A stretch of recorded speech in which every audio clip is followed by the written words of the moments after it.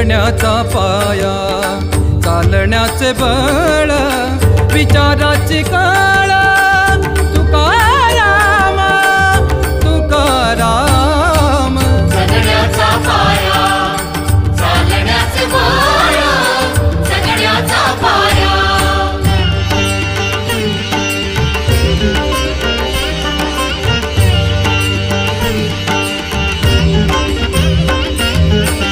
शब्दांचे इमान, अक्षरांचे रान, शब्दांचे इमान, अक्षरांचे रान, अभंगाचे पान,